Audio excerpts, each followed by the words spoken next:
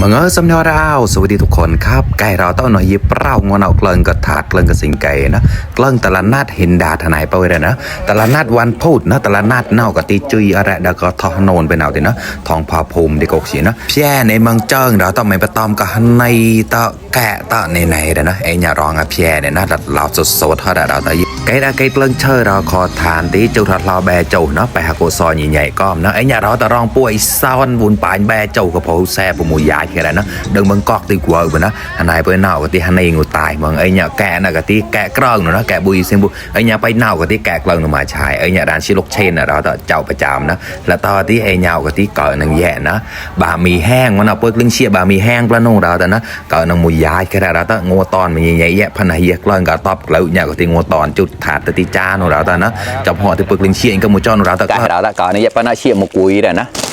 บะหมี่แห้งเหมือนเดิมครับหมูกองได้เราแต่หลักสามตอนนั้นลูกเชนนี่นะหนูก็ตลาดนัดได้ลูกชิ้นย่างมาด้วยครับมาโอ้ชุ่มกล้วยต้อมนะแล้วหนาอยู่นะเขาให้เยอะมากอันนี้35 บาท3กล่อง100พวกกล่องเต็มหมกเหล่ามาแล้วได้ใช้กระเก็นหนึ่งหมกกล่องนะปะหนาวนะมึงเคยเชียร์ปะติโอ้หมูอะไรติเชียร์หมูอะไรแล้วว่าได้เชียร์แบ่ปะนะเชียร์หมูอะไรหมูนั่นก็กลายไม่ได้แล้วแต่เชียร์ได้ทำไมลูกเสียงลูกเชนเลยไหนมันแอมติเนี่ยเหนียวเกี๊ยวเด็ดตุดนะชิ้นใหญ่ๆแบบนี้เลยครับเด้งๆครับมาครับลาดเลยครับ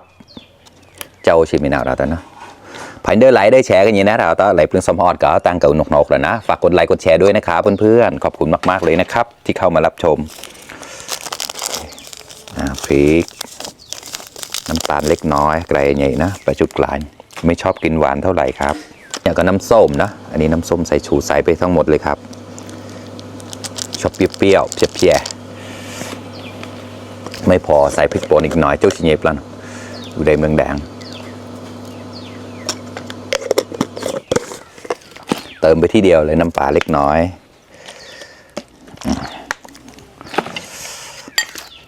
ก้อนของเราดักละ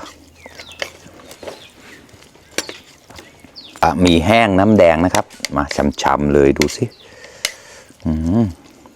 น่ากินมากกล้าดักละคำโตโตหมอกตัวเต้าเราตามน้องกล้า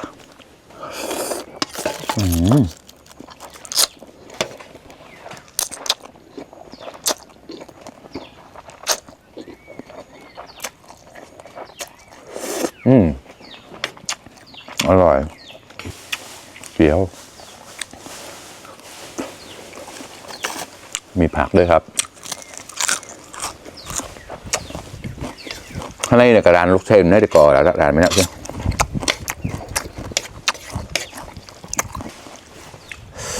เนี่ยนะมาครับกล้าแล้วกล้าตามเนาะ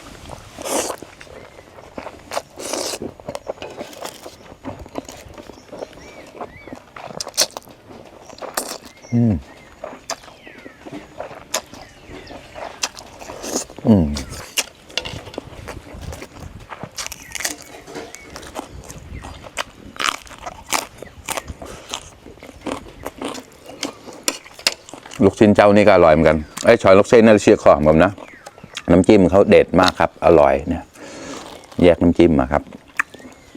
ซื้อกินประจำเลยดูสิ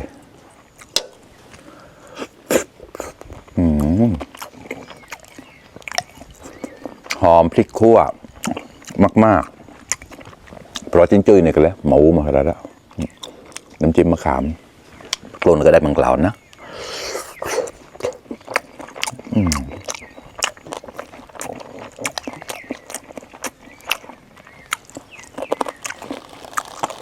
อันนี้เป็นเอ็นเนื้อนะครับอัตยังแกลแล้ว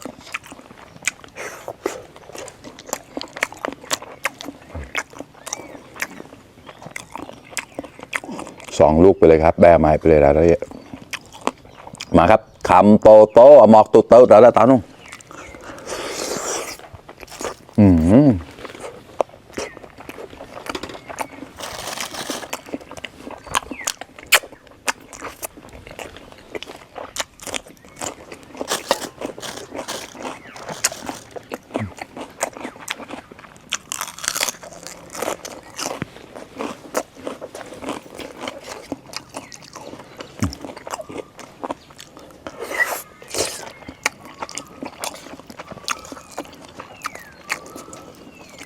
อร่อยมากรสชาติเขาดีมากเลย35 บาทได้เยอะอยู่นะก็กลายมาแล้วถ้าป่วย2ก็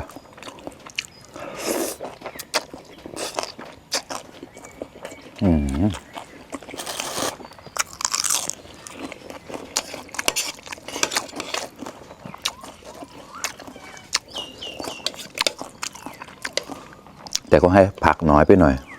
ไม่ก็ในลิงกลายนะครับก็เชียในใจผมเดียวก็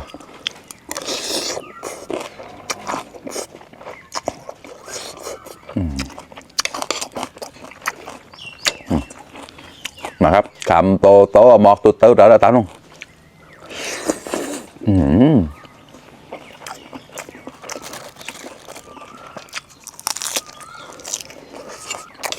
นายเป้านะแต่ละนัดงบประไว้ได้จุยอะไรเราได้นายแหวกแล้ว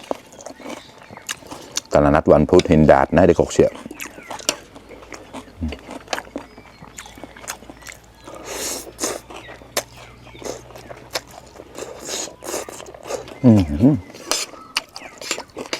อร่อยมากรสชาติเปรี้ยวเค็มหวานอร่อยพอดีเลยกล้าทานแล้วกล้า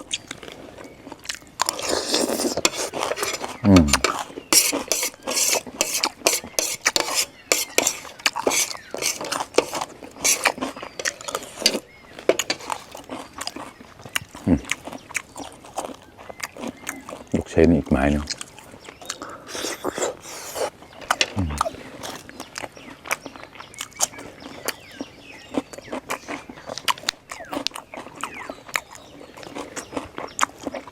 กล้าทานแล้วกล้าคำโตโตหมอกตุดเต้าแล้วตาน้อง